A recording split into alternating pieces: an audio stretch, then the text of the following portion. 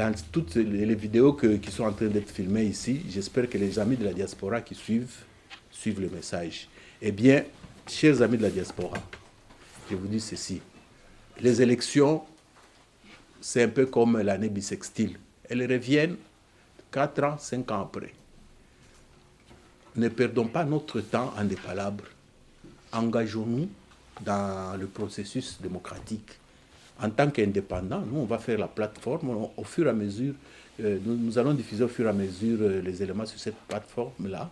Mais bon, pour les contacts, déjà, WhatsApp a résolu beaucoup de problèmes. Par exemple, le problème d'email, ce n'est plus tellement nécessaire. Avec le numéro de téléphone, vous pouvez donc envoyer des informations, demander des informations. Il y a mon numéro. Belge, 032 495 33 65 19. Il y a le numéro de tous ceux qui diffuseront cet élément, ils mettront. Et donc, comme on est au début, on a le temps de se concerter jusqu'à ce qu'on aura un portail où vous pourrez facilement donc, nous contacter. Et quel est le chronogramme maintenant? Aujourd'hui, nous sommes le 1er août. Demain, ce sera le 2. Demain, la CENI va convoquer le corps électoral pour les législatives provinciales et pour les communales. Donc, et le 3, on peut déjà aller déposer les dossiers. Et donc, ça prendra 2 semaines. On a suffisamment de temps pour constituer le dossier, pour le faire parvenir. Et j'ajoute ici que il n'est pas nécessaire d'être à Kinshasa. Ça peut se faire par procuration, ce qui est une très bonne chose. Parce que vous tapez un voyage, le séjour et tout ça, c'est onéreux. Et donc, du 3 au 18 à peu près, on va enregistrer les candidatures. Et après, en septembre, on va ouvrir les candidatures pour la présidentielle et puis commenceront les campagnes. Nous aurons une campagne de 2 ou 3 semaines et on verra. Mais le plus important, ce que je tenais à dire aujourd'hui, c'est que ne soyons pas attentistes, ne soyons pas spectateurs, parce que la commune, c'est le niveau du pouvoir qui résout plus de 90% des problèmes des citoyens. Et autrement dit, durant toute notre indépendance, à ce niveau du pouvoir-là, les problèmes des citoyens n'ont pas été résolus. Ce qui fait que maintenant, quand un pont est cassé, on insulte le président. Quand le courant part, on insulte le Premier ministre, etc. Et le bourgmestre, lui, dort chez lui calmement. Il attend de descendre le lendemain au marché, ramasser un peu d'argent, mettre dans sa poche et envoyer à qui de doigt. Donc voilà le message que j'avais et que j'ai trouvé que c'était opportun et qu'il nous faut un sursaut, il nous faut un engagement. Le Congo, c'est notre pays, on n'en a pas deux et ça ne sert à rien que notre intelligence, nous la tournions toujours dans les critiques alors que nous avons la possibilité d'agir et d'agir positivement. Pour le reste, je pense que j'ai dit l'essentiel. Je suis à votre disposition pour des questions éventuelles. Je vous remercie.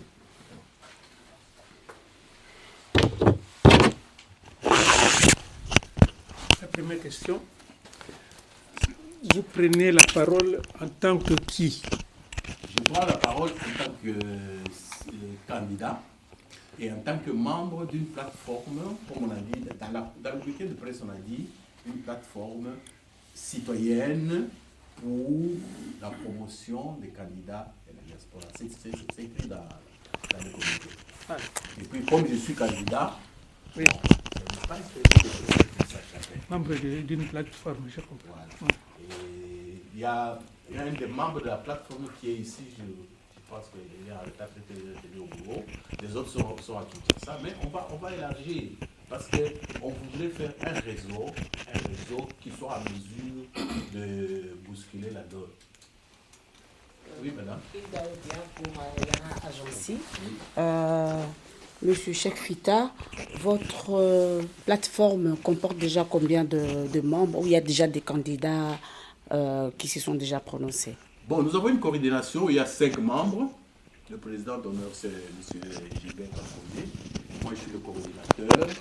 il y a Madame Kanda Lepa qui est ici, il y a Madame qui dirige l'association Asofati, il y a 2-3 personnes encore qui sont à Kinshasa. En fait, la plupart des membres sont à Kinshasa, mais nous avons une charte pour ceux qui sont intéressés. Ça, c'est important. Donc, le point de presse, c'était pour donner l'information générale. Ceux qui sont intéressés au détail, parce que je ne veux pas parler, la charte existe, je ne veux pas la parler ici. Ceux qui sont intéressés, ils me contactent. Il y a tous les médias qui diffusent ça. On leur enverra la charte, on leur dira comment on fonctionne et puis comment on va collaborer par rapport à la suite. Est-ce qu'il y a des conditions pour être candidat à la communale? Ah, pour être candidat à la communale, oui, Oui. ça c'est dans la loi électorale. Hein. Oui. Il y a des conditions qui ne sont pas si rigoureuses que cela. Il y a, en tout cas, donner un CV, faire acte, attestation de naissance, en tout cas, plus ou moins administratif. Oui. Mais par rapport à la ration, peut-être que vous voulez dire ça. À vous entendre parler tout à l'heure, vous avez dit que la diaspora est très mal vue au Congo. Et quelle est votre politique, parce que vous êtes déjà candidat dans la commune de Barumbu, quelle est votre politique que vous allez mettre en place pour redorer ou changer cette image de la diaspora congolaise au Congo? Vous savez, un arbre se juge par le fruit. La campagne va commencer. Moi, personnellement, j'ai des créneaux bien précis. Je vais même vous faire une anecdote. Parmi les raisons qui m'ont poussé à être candidat, il y en a une. C'est que j'étais allé à Kinshasa il y a 3 ans pour implanter un réseau de maisons de jeunes et de la culture. Monsieur Daniel Otto, que vous voyez là-bas, il est un de mes partenaires dans l'Alliance citoyenne pour la RD Congo. Et c'est un projet qu'on a depuis plus de 10 ans. Et il y a eu d'abord une surprise, une mauvaise surprise. Je constate que quand tu réunis les gens, ils viennent, et puis ils ne viennent plus. Je comprendrai à mes dépens bien longtemps après que ici, tu as une idée, tu veux lancer une action, les gens viennent. Au Congo, quand les gens viennent, ils viennent au boulot.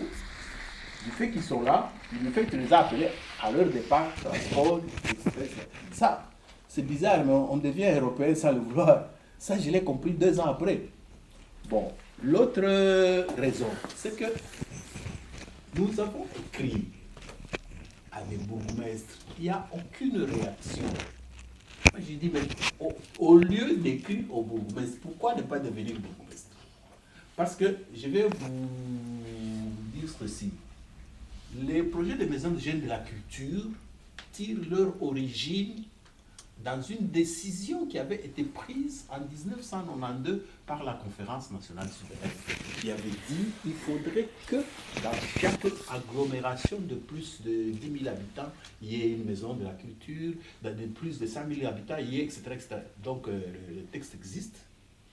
En 1992, nous sommes en 2023. Combien d'années? Rien n'a été fait. Et pour chuter dans l'actualité, vous avez vu, il y a actuellement les Jeux de la francophonie. Vous savez où le volet culturel se fait? Essentiellement à l'académie. À l'académie, c'est pour nous, au musée, c'est pour nous, mais essentiellement au centre culturel de la communauté française de Belgique, et puis à Halle de la Gobé. Au Congo, on n'a aucune salle de théâtre dans les normes. Et je dis bien, et je pèse mes mots. Une salle de théâtre, ça veut dire un plateau, l'éclairage, la machinerie, les sièges, il n'y en a pas. Et on est bien obligé pour ces jeux de nous rabattre sur les centres. C'est révoltant. Je le dis parce que moi, je suis écrivain de théâtre. À l'époque où j'ai commencé le théâtre, il y en avait. Maintenant, il n'y en a plus. J'ai fait 19 ans. Quand je suis rentré au Congo, même le cinéma que j'avais laissé, je ne sais pas, des Libanais qui ont construit.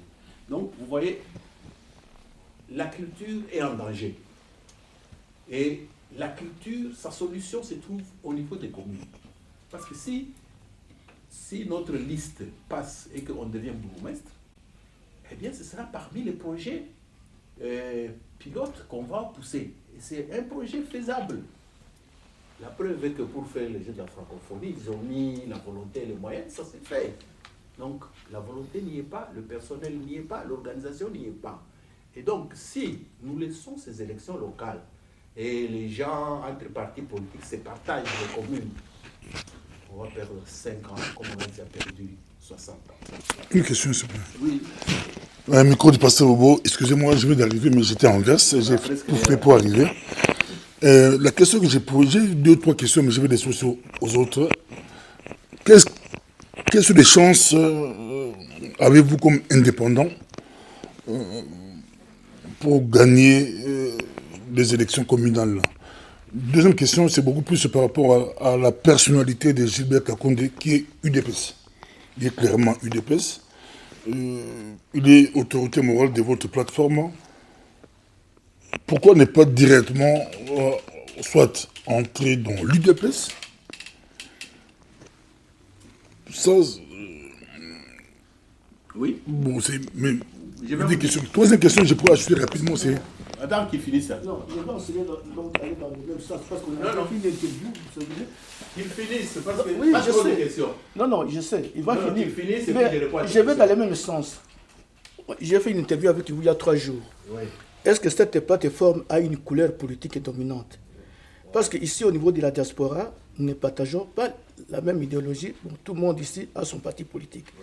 Est-ce que les autres membres de la diaspora qui ne partagent pas la couleur politique ou l'idéologie de la plateforme, est-ce qu'ils sont obligés d'adhérer à cette plateforme ou créer d'autres plateformes? Bon, je commence par les questions de Bobo. Les chances, vous savez, quand on est candidat, on ne réfléchit pas en termes de chances. On réfléchit en termes de conviction et d'engagement. J'ai le choix de participer. Et si je ne participe pas, même les conséquences de tout ce que j'ai dit vont peut-être disparaître. Comme j'y ai pensé, pourquoi ne pas susciter? La première chance, c'est susciter d'abord des vocations. Moi, en tant qu'individu, ça importe peu. Il faudrait qu'on soit nombreux. En fait, la chance, c'est la mobilisation de toute la diaspora. Si la diaspora n'est pas suffisamment mobilisée, les chances vont diminuer. Et j'ajoute, comme je dis, du fait que la diaspora a mauvaise presse, c'est nous-mêmes, les gens de la diaspora, qui devons, comme j'avais dit, l'arbre se juge par la qualité de ses fruits. Nous devons faire des propositions originales, positives, et qui feront que les gens diront, tiens, toi, il y a diaspora, ça, sont les premières chances. Bon, par rapport aux couleurs politiques, je vous ai dit, la loi est mauvaise. On fait quoi? On s'engage ou on subit la loi telle qu'elle est? On s'est dit, non, on va faire une pirouette, mais j'ai mis un bémol, j'ai mis un détail, c'est-à-dire c'est thématique. C'est-à-dire, l'UDPS a plusieurs volets politiques, ça ne nous intéresse pas. Nous, c'est le curage de caniveaux, c'est le transport local, c'est l'éclairage, c'est l'eau potable, tous les problèmes du quotidien. Ça, c'est des problèmes qui n'ont pas de couleur. Et donc, on se limite là. Et nous, on ne va pas donner de mots d'ordre pour dire du fait que Kakonde et l'UDPS. Non, nous, on fait une alliance. À supposer que vous gagnez 15 communes. 15 communes. Pourquoi pas 50? Parce que. Non, il y a 24 communes. 24 Non, communes. il y a 24 communes à Kinshasa. Mais le mouvement, ce n'est pas pour Kinshasa, c'est pour toute la République. Je prends Kinshasa, vous gagnez 15 communes, vous redevenez UDPS. Non. Non, là, je l'ai dit devant la presse, je reste indépendant avec une alliance ponctuelle et thématique avec l'UDPS.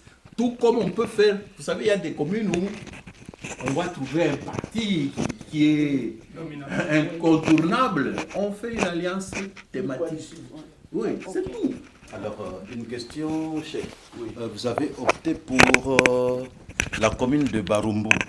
Mais je voudrais quand même exprimer un bémol parce que c'est juste parmi les anciennes communes où les familles se connaissent.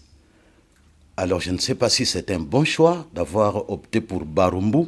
Est-ce que c'est juste un essai ou avec l'option d'être élu? Voilà. savez, moi je suis pragmatique et légaliste. Mon adresse officielle au Congo, qui est connue, c'est rue de Kabambare à Bakou. Je vis là. Je suis candidat là où je vis. Je ne suis pas politique ailleurs pour dire j'habite Barumbu, je serai candidat là où. Parce que moi, effectivement, j'ai vécu longtemps à Lingwala où je suis très connu, où beaucoup de ministres actuels étaient des comédiens dans ma troupe à l'époque. Je suis très connu à Lingwala. J'ai dit non, moi je vis à Barumbu, je vis à Barumbu. On est candidat là où l'on vit pour résoudre les problèmes déjà avec qui on vit. Les familles, mais on va les rencontrer. Si ils ont des membres de leur famille qui peuvent être sur la liste, tant mieux. Mais vous savez, une campagne électorale, c'est un programme, un projet. Et voilà, nous voulons, nous avons un projet bien précis. On va le détailler, on va dire, nous voulons exactement ceci. Et d'ailleurs, ce projet-là sera plus ou moins le même dans toutes les communes de la République. Vous savez, c'est qu'il y a un problème au niveau de nos communes, les centres de santé. Ici, en Belgique, dans chaque commune, il y a 2 grands hôpitaux. Allez chez nous, il n'y a rien. Les écoles, les routes, la fourniture électrique. Ce sont des problèmes poignants et immédiats qui nécessitent donc une proximité. Les grandes familles, on ira les voir, on parlera. Mais si le vote est familial et que nous ne sommes pas élus, eh bien nous allons nous incliner, nous dirons, nous allons voir si votre frère, qui n'a pas notre expertise, va faire mieux. S'il fait mieux, tant mieux. S'il ne fait pas, bon, à d'autres élections, l'essentiel c'est l'idée. L'idée, il faut que l'idée passe. Il faut qu'il y ait une jonction entre nous de la diaspora et nos frères du pays. Oui. Mais tu avais déjà posé une question. Ah, oui, peut-être avoir la question. Oui. Je vais donc,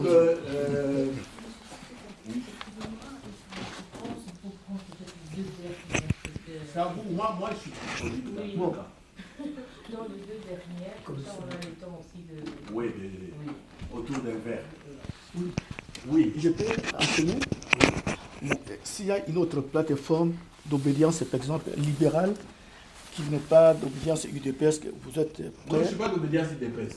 Non, disons, mais parce que bon, on vous connaît. Parce que on connaît votre parcours politique. Donc. Non, écoutez, bon. Non, attends que je mette. Je mets une précision puis tu continues. Mais écoutez, donc je sais. Le choix a été fait du fait que. Parce que je regrette que Gilbert Campon ne soit pas là. Il aurait pu être là parce qu'il a d'autres missions, etc. Nous l'avons choisi pour 2 raisons. 1, il est de la diaspora comme nous. De 2, il a géré le ministère qui gère tous ces problèmes-là. Il a une expertise pointue. Si de toute façon il finira par passer, il parlera aussi. Il va nous parler de tout ça. Et ça, vous ne verrez pas la couleur politique. Donc, vraiment... Okay. Je termine ma question. Même ici, en Belgique, les approches de problèmes de communes n'ont pas la même conviction. On voit passer écolo à Bruxelles, on voit le plan de circulation est très différent de ce qui se passe en dialecte ou ailleurs. Même pour aborder le problème des communes, il y a l'UDPS, il y a l'ensemble, il y a par exemple d'autres partis qui ont d'autres approches différentes, par exemple de l'approche de l'UDPS sur les questions des communes. Mais maintenant, si vous apprenez qu'il y a une autre plateforme de la diaspora congolaise pour participer aux élections au niveau communal, êtes-vous prêt à collaborer avec cette nouvelle plateforme? Vous savez, je suis un démocrate. Heureusement. Non. Les gens sont libres de faire ce qu'ils veulent. Moi aussi, je suis libre de faire ce que je veux. Et puis, s'il y a nécessité, parce qu'avec les si, on peut mettre le pari dans une bouteille. Mais, concrètement, je pense que la carte est pleine. Ah, la carte, hein? Oui. Donc, laisse tomber. Oui, c'est bon. Ça va. Je pense que les problèmes d'une commune, il ne faut pas les colorer. Ici en Belgique, les gens sont déjà évolués, ils ont des centres culturels, ils ont des hôpitaux, ils ont des autoroutes, ils ont, nous on n'a rien. Est-ce qu'on va se battre pour dire non, cette route, on la macadamise ou pas selon notre vision? Non. Donc au jour d'aujourd'hui, au niveau des communes, il y a une urgence. L'urgence, c'est quoi? Qu'il y ait assez d'expertise, qu'il y ait assez de mobilisation des jeunes, des femmes, des handicapés et de toutes les classes socio-professionnelles pour changer le niveau de vie des gens. On vit mal, on vit très mal. C'est déjà ça, toute une idéologie. Il n'y a même pas à être MR ou PS. Voilà. Disons, Oui. Avant des mobilisations, ne serait-il pas opportun plutôt de nous parler un peu de la répartition un peu des compétences au niveau communal? Parce que vous avez tout au début parlé d'essayer de calquer un peu la manière dont ça se passe ici, en Belgique. Et bon, les compétences communales sont assez larges. Oui, oui. Bon, là, j'aurais dû amener la loi. Donc, en fait, la loi congolaise, d'abord, la Constitution, c'est déjà dans la Constitution, on peut l'ouvrir, on verra bien. Ça c'est bien défini. La loi électorale aussi, il y a certains éléments qui sont définis. Il suffit de... Donc, le document de travail des candidats, la loi, la Constitution.